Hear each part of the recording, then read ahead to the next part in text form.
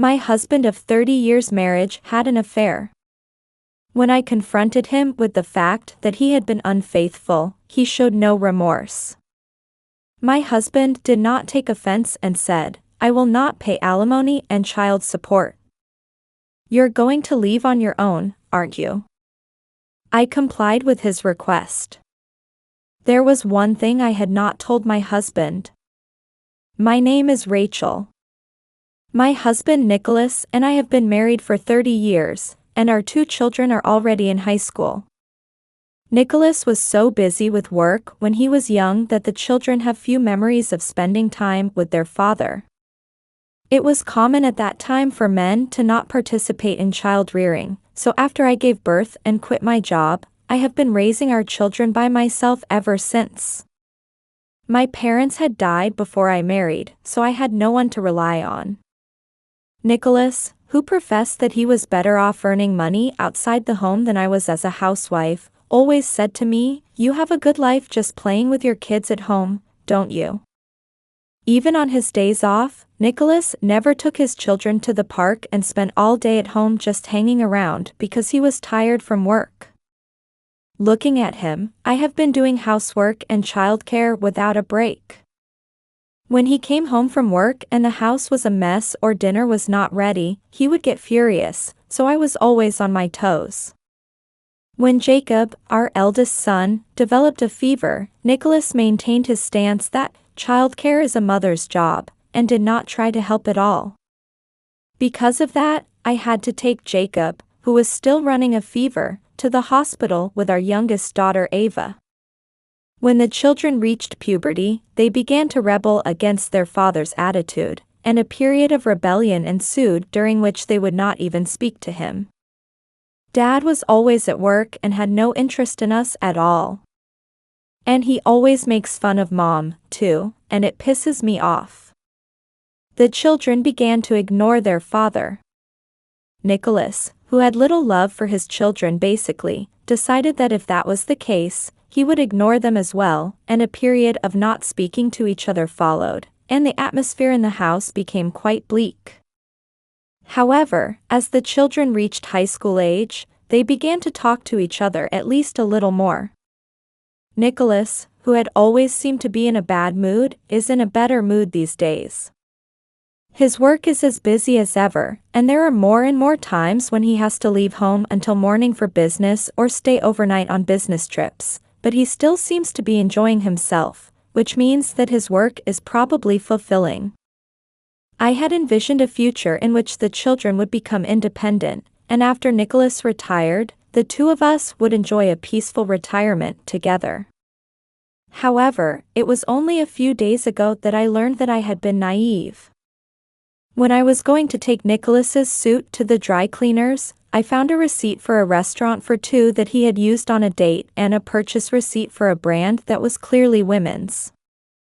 Suspicious, I checked my credit card statement, which I had left to Nicholas, and found a record of a payment at a hot spring hotel on a date when he was supposed to have been away on a business trip. All of this pointed to one thing. Yes, Nicholas had lied to me and cheated on me. What was fulfilling was not his work, but his private life. The reason he was in a good mood recently was because he was having fun with the person he was cheating on me with. From there, I checked up on Nicholas's behavior. He had no way of knowing that I was aware of the affair, and he was sloppy with his phone, so it was easy to identify the person with whom he was having an affair. The woman with whom Nicholas was having an affair was a woman at a club he frequented. She was an older woman in the club and seemed to be quite uncomfortable there, but Nicholas liked her a lot and picked her up every time he went. At first he just went there as a customer, but eventually they started seeing each other outside the club, and now she had quit the club and they seemed to have deepened their relationship, not as customers but as lovers. She seemed to be working part-time during the day after quitting the club, but due to her extravagant lifestyle, which was the same as when she was working at the club, it was hard to believe that she was making ends meet on her part-time salary alone. Perhaps Nicholas contributes what is not enough. Not only did he give her money to live on, but he also bought her brand name goods and took her on trips to hot springs and various other places on the pretense of a business trip. The more I looked into it, the darker Nicholas was. The fact that he was cheating on me became a certainty, and I took action. When I confronted Nicholas with the receipts and credit card statements I had collected, he readily admitted the truth. "I'm tired from work and I need a break. I've been putting my paycheck in the house, so there's nothing wrong with that, right?" Nicholas reopened the conversation by saying, "If you had made a home where I could rest properly, I wouldn't have done this. You're responsible for your own actions. That's no reason to betray my family. How about more respect for me as a family? It's your fault, you're not with sexual charms, and the kids don't like me." Nicholas's insistence that it was not his fault, and his attempt to end the conversation, made my feelings cool down at once. Why had I devoted myself to such a person without complaint? I couldn't live with Nicholas any longer. No more. "I can't do it with you. Divorce me." Hearing my words, Nicholas grinned. "You said it." Nicholas continued happily. "I was going to stay married. Divorce is your wish. That's why I won't pay alimony or child support. If you want to leave, you can leave on your own." It seemed that Nicholas wanted to divorce me in order to start a new life with his unfaithful partner. However, if he initiated the divorce, he would demand alimony and child support. So it was ideal for him to initiate the fulfillment from me. I even think that maybe he left the receipt in his suit on purpose to make me aware of the affair. I was loath to do what Nicholas wanted, but that did not give me the option of not going through with the divorce. Rather than fighting over the money, I had to get rid of Nicholas as soon as possible. "I understand. I don't want a penny." "What?" Nicholas, who had not expected me to back down so easily, seemed to be anticlimactic. However, he soon got into a good mood. "I see. You're a very understanding guy, aren't you? And no property division either?" Nicholas has no intention of giving away any of his property as well as alimony and child support. He wants to spend all the money he has on his life with the woman he is cheating on me. The more I listen to him, the more I realize how selfish he is. I feel like an idiot for having spent so many years with such a miserly man. Okay. I'll make sure we have a written contract so you won't be complaining later. Yes. In exchange, I will not give you custody of the children. You promise not to have anything to do with me or the children after the divorce. That's right. They are more attached to you than to me, so that's better. You can rest assured that I won't contact you. Don't come crying to me later because you don't have enough money." Nicholas simply relinquished his parental rights to the children. I knew that to Nicholas, I and the children were nothing more than that. I was sure that the children would have no problems now that their father, who had neglected the family for so long, was no longer around. Thus, Nicholas and I divorced easily, and our 30-year marriage came to an end. After being evicted from the house by Nicholas, my children and I moved to an apartment in the city center. It was a condo that my parents had left to me. In fact, my parents owned several condominiums, and before they passed away, they changed one of them to my name. I didn't dare tell Nicholas about this because it was before we were married, but even after I became a full-time housewife, the rental income from the apartments was still coming in every month. Thanks to this, even without receiving alimony or child support from Nicholas, I was able to live a sufficiently wealthy life with the savings from the rent income, and was able to pay for my children's tuition when they went to college.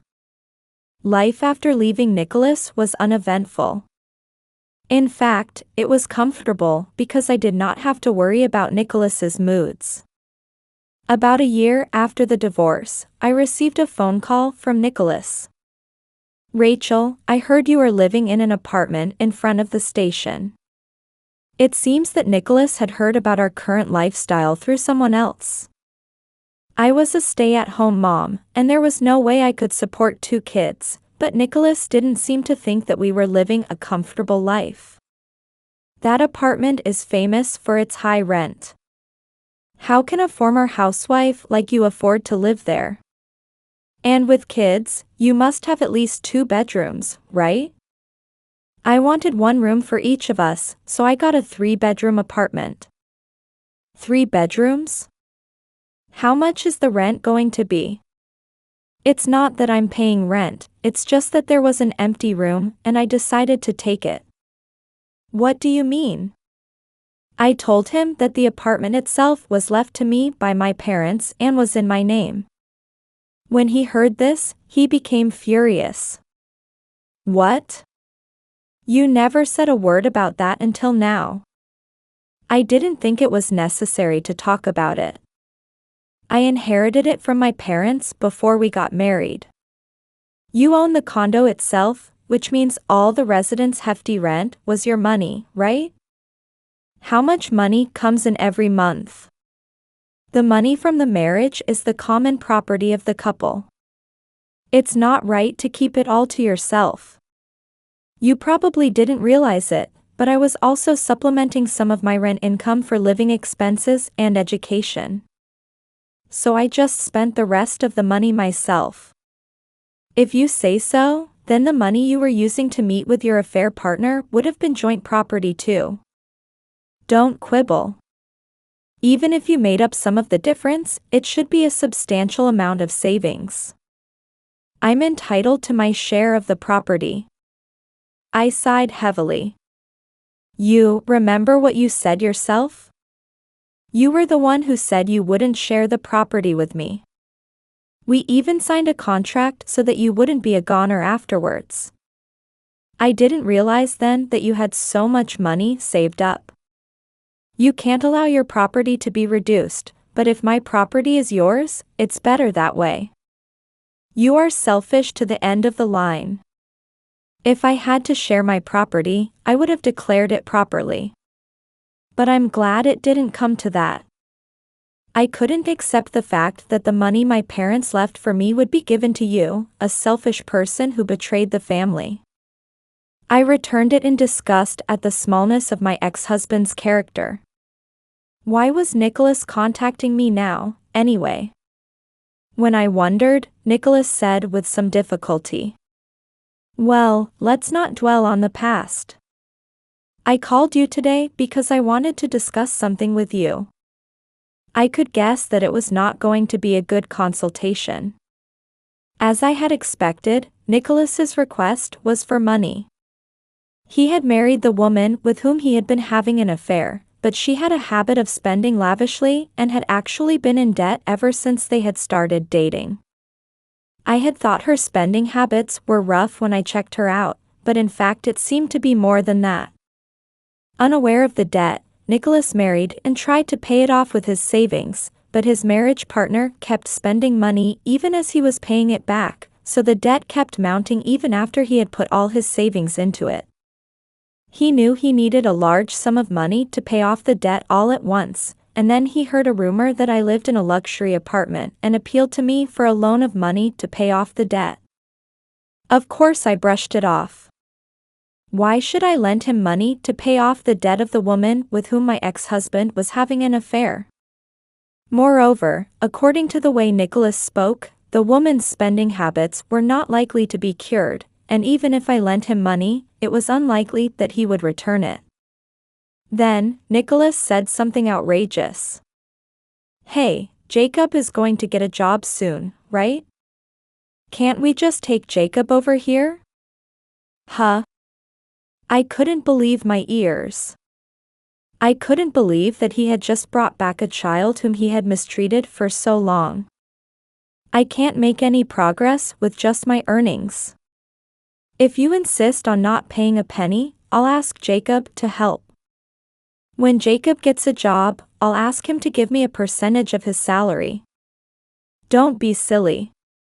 Are you going to make your precious child clean up your cheater's debts? I'll have Jacob repay me for all the favors I've done in raising him. I made a mistake when I gave you custody of both of them. You have a daughter, Ava, and it's normal for one of them to be in my custody, isn't it? I can't give custody to the parent who cheated on me, of course.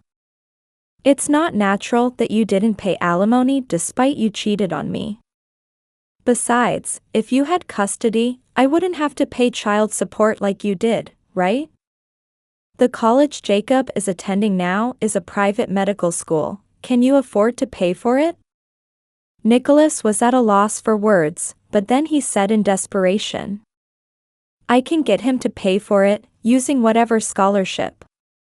I am so glad I didn't leave my children in Nicholas's care after all.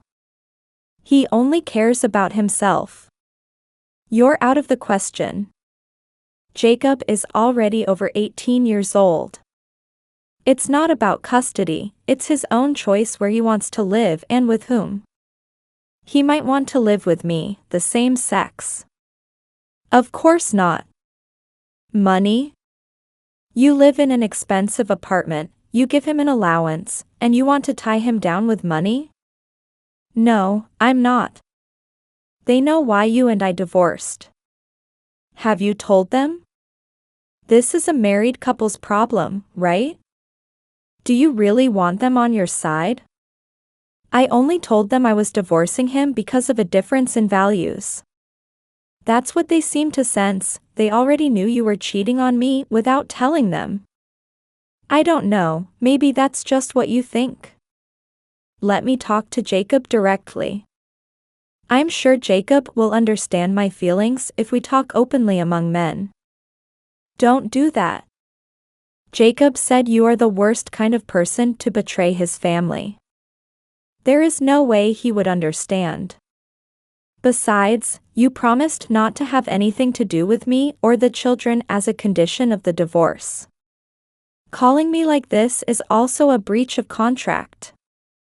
If you continue to insist on this, I will also demand child support and alimony as a breach of contract.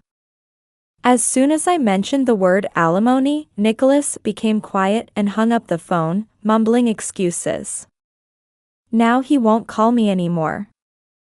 I was glad that Jacob and Ava had not been harmed. Nicholas, who had been relying on me for money, could no longer repay his debts at once because he had lost his count on me.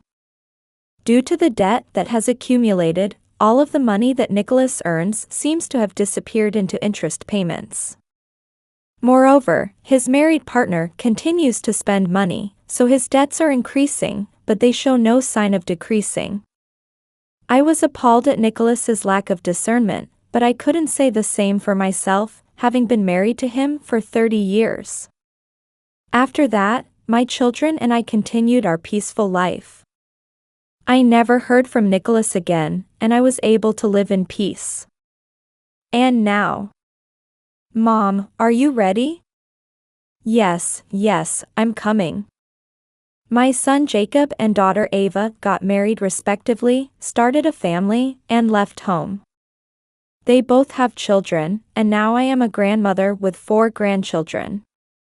Jacob and Ava often bring their children to visit me, as they care for me now that I am alone since they left home. Today, Jacob's family, Ava's family, and I are on a family trip with a total of 9 people. I may have been able to have such fun in my old age, thanks to the fact that I had parted from Nicholas once and for all. Someone told me that Nicholas has been wanting to divorce his married woman since then, but he has not been able to do so because his partner has not agreed to divorce him, and he is still spending his old age being chased by debts. He has no happy time with grandchildren and is just paying off his debts. Although it was his own fault, I still feel sorry for him. It is amazing how a temporary mistake can separate happiness from unhappiness.